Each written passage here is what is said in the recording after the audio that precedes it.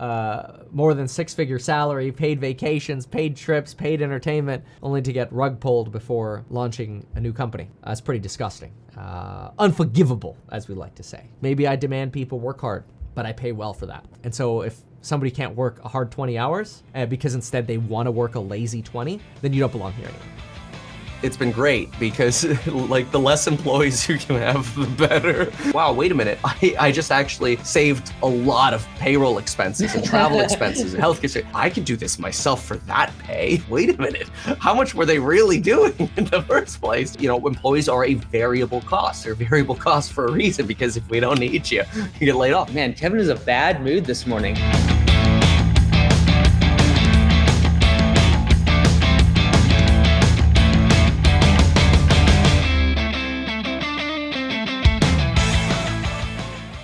So I checked out your channel and some of your notes. What's up, man? It looks like you're killing it. So what I'll do is I have a few questions. I know obviously you've been through a lot recently with employees and things like that, and I've been through your courses. They've helped me a lot, and now I have 20 units and 7-figure stock portfolio. A lot of it really in the past few years watching your content, and I was able to exit before all this garbage happened the past few months in the stock market. Nice. So but all of that being said, I wanted to kind of talk to you about small business, because I know you talk about stocks, real estate, you're kind of the leader in that online. But I wanted to talk about small business, and I want to talk about employees specifically, because when I watch your courses, I watch your content, you used to actually own a construction company. Some people don't necessarily remember that or realize that you actually used to do that. And you had employees, and I remember you talking about just how much of a headache it was. And you said, hey, no employees, I'm staying solo. What changed over the past couple years? Obviously you ran for governor, you started hiring people, but what's changed now that you actually do have employees, and has your mindset changed on having them? Oh yeah, look, I mean, I think there's always a benefit to having employees, because ultimately that's the only way that you can really scale a business and grow. Yeah, I mean, I think it's a very individualistic question for everyone, because, for example, my father-in-law, he ran a painting business, and he realized, wow, we're growing so well, we're getting so many referrals. He hired 5 employees, and then all of a sudden he realized, wow, now I'm not making any money anymore, and I'm working weekends to go do the callbacks, right, and the fixes. So he went from making a lot of money to having 5 employees to making no money, and then as soon as he got rid of them, he was making money again. My father actually had a very similar experience where he was doing he was building custom kitchens. And when he worked with himself and one helper, making great money. As soon as he bought a warehouse, had 10 employees, made no money, right?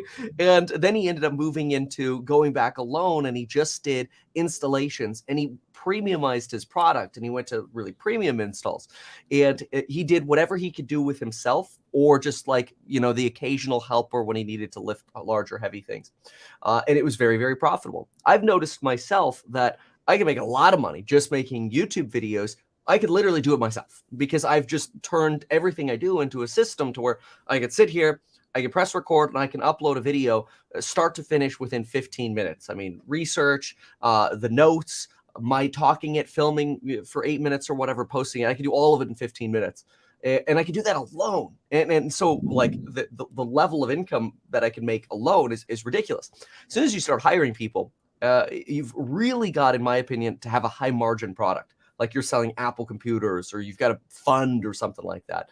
So I don't know that my opinion has so much changed, but I have started to spend money on things just to make my life easier. So, having assistants or like an in-house CPA, because I don't want to do bills. I don't even want to look at my mail. I don't want to do my email, so things like that. Cool. And I think it comes down to, like you said, the margin side of things. For small businesses, especially home improvement businesses, like I focus on landscaping and lawn care. It's basically most of my content.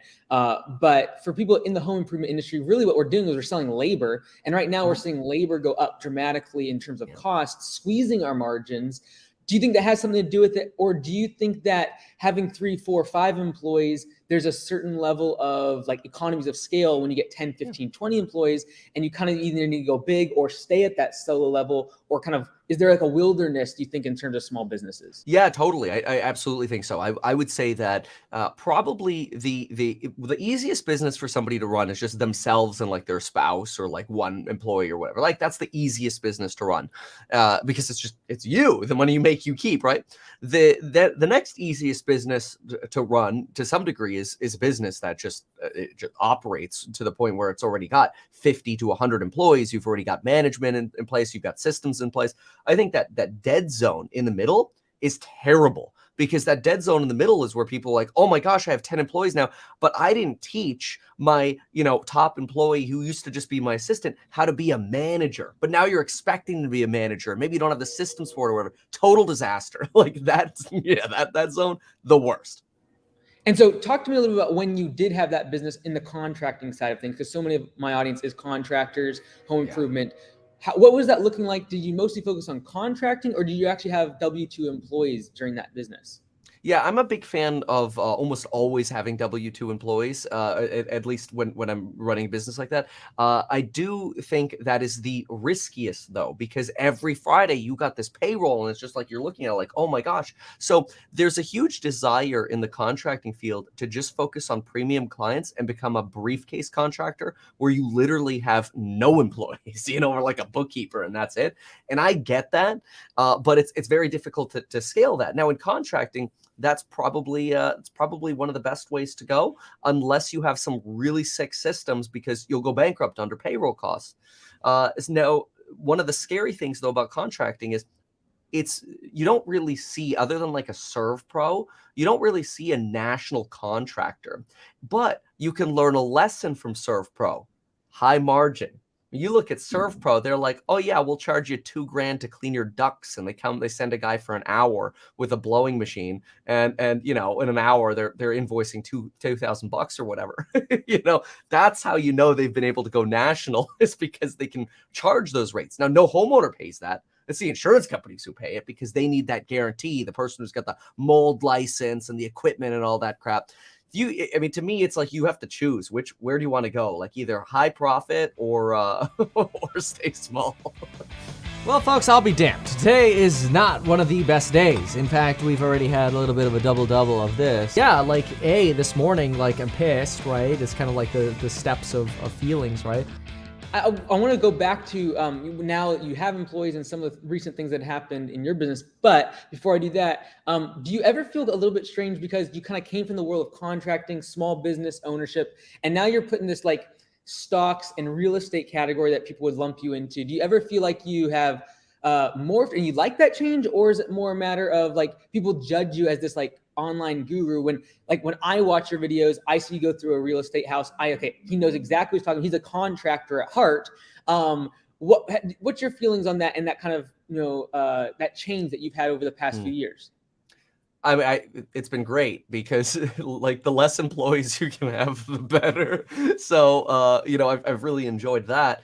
Again, unless that's the career that you have where you could scale that. Now, for example, if I was an active pest control, I'd be like, please, I want hundreds of more employees, because the more salespeople you have, the more money you're making, right? In sales, and this is what's so different in sales, more employees is not a cost. It's like an investment. You're making more money when you're selling. But yeah, when you get those W-2s, that's where things can get quite scary. So right now, talking about covering news and that, like I said, I could do so much of it myself. I really don't have that burden. Our profit margin's 90-95%, right? Because it's we don't have much overhead. Our fixed costs are nominal. We've already invested in our studio, right? There's little that we actually have to spend money on extra. Whereas we do have W-2 employees still that are sort of our in-house contracting team, and they're great. They're I love them, but these are people that I've worked with, my core two, that I've worked with for 5 years now. But what's so awesome is, actually more than 5 years, is I could send them to a remodel, and they could do the whole thing start to finish exactly the way I want it, because we've gotten to that system of here's the formula, just apply the formula over and over again. And I'll tell you, that's probably one of the most satisfying parts of having employees, is when they know the formula, they know what they got to do, and they do a great job at it. And then you overpay those people on purpose. So like, and I don't even want to call it overpaying, because I would never want them to like think like I resent them. No, I'm like happy that if I could just make them feel like, wow, I make so much money here, I do a good job here, and I get well taken care of. That's what I want. Like, then it's not even overpaying anymore. Then it's just like well worth it, right? They're so great. So you could get to that balance, but it's like, what do you want to do?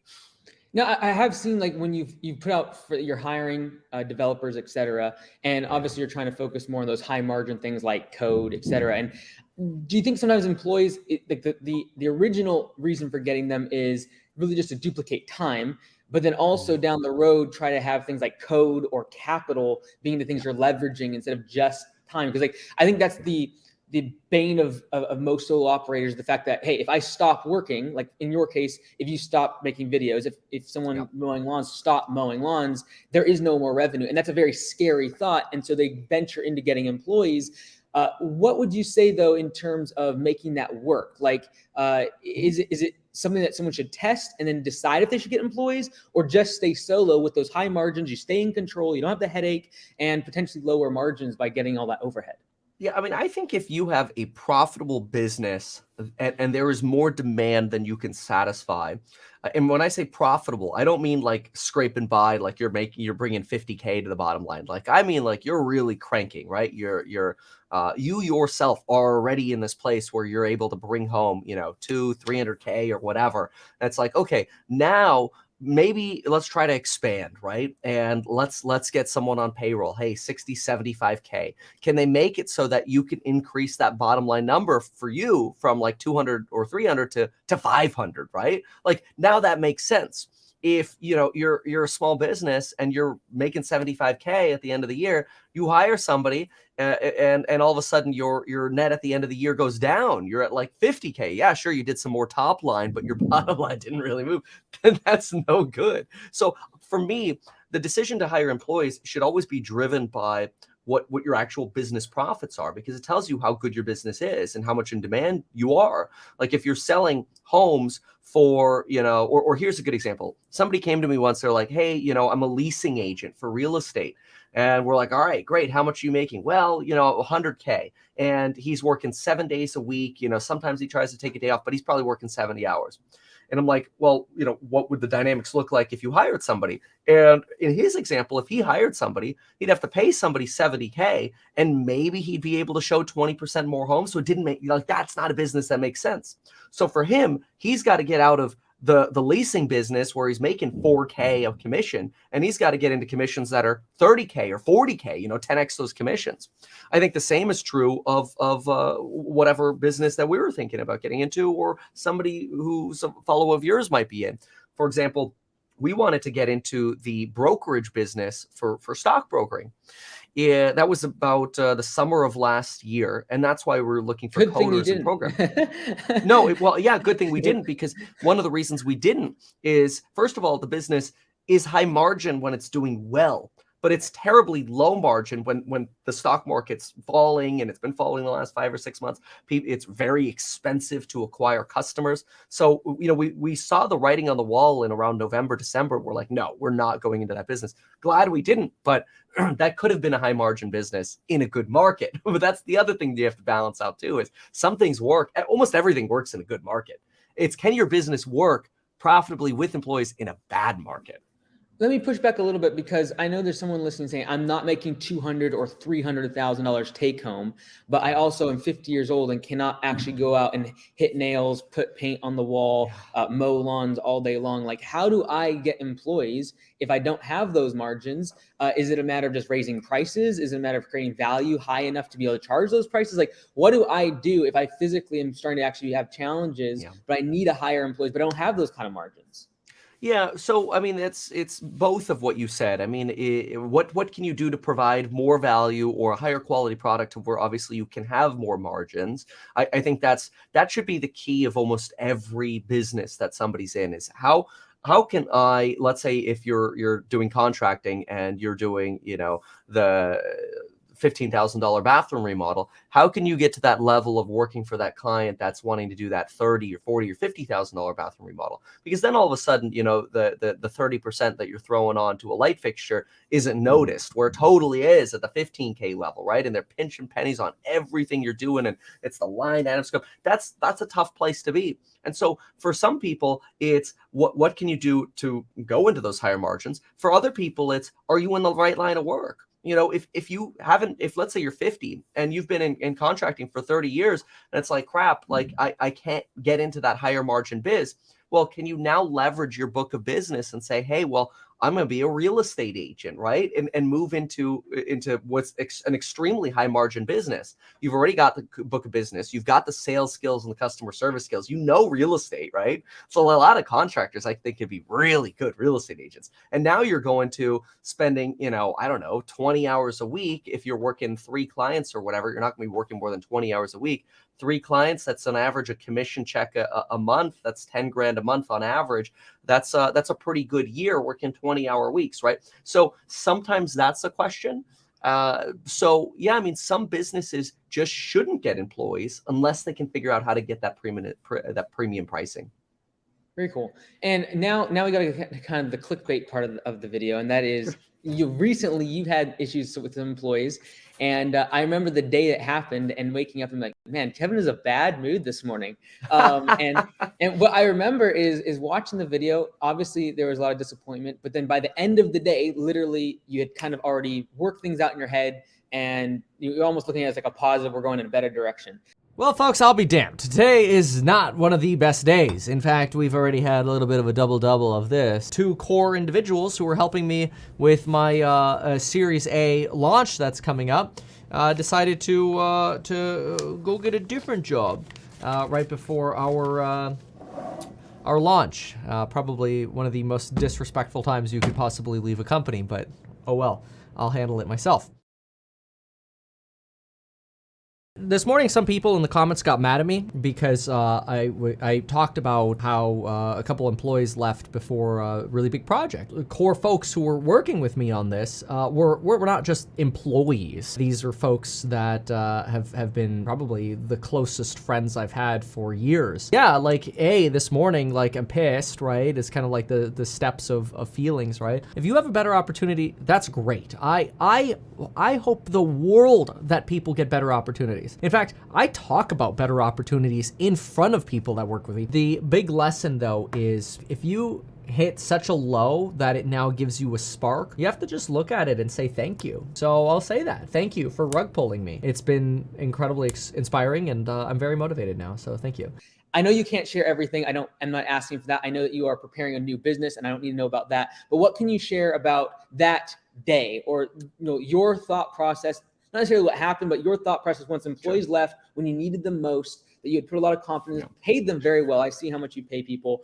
But what was that thought process at the beginning of the day to the end of the day when they left you? Well, I think the beautiful thing now is that I have the benefit of hindsight, which I'll talk about because I kind of know like what happened after. But yeah, that day, I mean, it feels terrible, right? It feels like you get rug pulled. It was at the time it was very devastating, but it ended up. Over the next few days, I realized, okay, well, I just have to pick up that slack that they were providing value for, and a few things sort of came out of that. In the short term, I realized, wow, wait a minute. I just actually saved a lot of payroll expenses and travel expenses and healthcare. Like, it was amazing. When I added up the amount of money I was saving, I'm like, oh my gosh. Then I compared that to me actually doing their work. And I'm like, wait a minute. I could do this myself for that pay, right? And so it was actually like kind of damaging to the employee mindset or like having employee mindset, because I'm like, wait a minute, how much were they really doing in the first place, right? So that was quite interesting. And so we became a lot more efficient with the people that we do have, and we get a lot more done now per person, which is great. And I think every business kind of needs to go through those cycles where if you just stay fat, and you just keep adding people and you never really put yourself in their shoes, like work someone's job for a day, and see how much actually, that need is for that person. Boy, that was so eye-opening. It was really incredible. So a lot of good things came out of that, because again, we became more efficient. We realized like, okay, here are differences we're going to do in terms of like management and communication or whatever. But the sad part that came out of all of it is I was really kind of happy, because I thought they were going on to a better opportunity, which turned out to not be a better opportunity. They ended up leaving to an opportunity that they thought was one thing, and then they felt relatively misled and almost completely misled or clickbaited, with their words, on some of the things that happen. And so it's unfortunate. I would never want somebody to have that experience, because that also builds resentment, I feel like, for the original job that they had, because it's like, dang, I'm not with my original job anymore. My other opportunity to work out. So I don't know if it's like an age thing, or if it's just like, hey, sometimes that happens and people, need to go figure it out themselves. And hey, eventually I'm sure it'll work out better for them. And that's what I hope for. But boy, it was an eye opener for me. All right. How did you with it, just psychologically though, like even small business owners, they have guys walk off the job, for example, quite often, especially in this labor market. And like you said, they're going after other opportunities. There's 20 other signs they're driving by that says now hiring, promising more money in this labor market. How do you deal with that psychologically? Is it a matter of like, I'm going to go find someone else? Is it, this is, happening for a reason? Or like, how do you deal with that in the moment? Because I saw the flip within about 24 hours. Yeah. Something always, in my opinion, happens for a reason. And my goal is always to try to make the best of it. See, if somebody leaves me because somebody else is like waving a carrot, and I hear about that carrot, and I'm like, I would not take that risk. But if they take that risk, well, clearly that's a sign that either they're unhappy with you, or they think that opportunity is so much better than what they have with you. The kind of employees that I want are people who see these other carrots and they're like, not taking the chance. I like my job way too much. Like, that's the kind of loyalty that ultimately you want. Or if there is a carrot where there's a better opportunity, like, I would be a cheerleader for that. If somebody came to me and they're like, hey, I'm making good money here. I'm making 150K or whatever here. I got all these benefits and stuff, but I just got offered a job for 400K. I'm like, well, I ain't gonna pay that. Like, hey, what kind of letter can I write you to make sure you actually get that job? Because that's a great opportunity for you. So that's always what I would wish for somebody who left. Real quick before I let you go, last question for small business owners right now, as we are heading into a pretty cloudy macroeconomic place, recession, inflation, all these things happening. For a small business owner, talking 3-10 employees, what do you see as recommendation for them? Obviously, tough labor market, et cetera. From your point of view, what's going to be their keys to success in the next 12 to 24 months? Yeah. So number one is to the degree that you want to provide certainty, right? So your employees will start to see, in my opinion, in recessionary times, like the book of business start to dwindle. And then there will always be this concern that like, oh my gosh, well then I'm going to get laid off or whatever. And so and that might have to happen for some companies. That's, employees are a variable cost. They're variable cost for a reason, because if we don't need you, you get laid off. And that's terrible.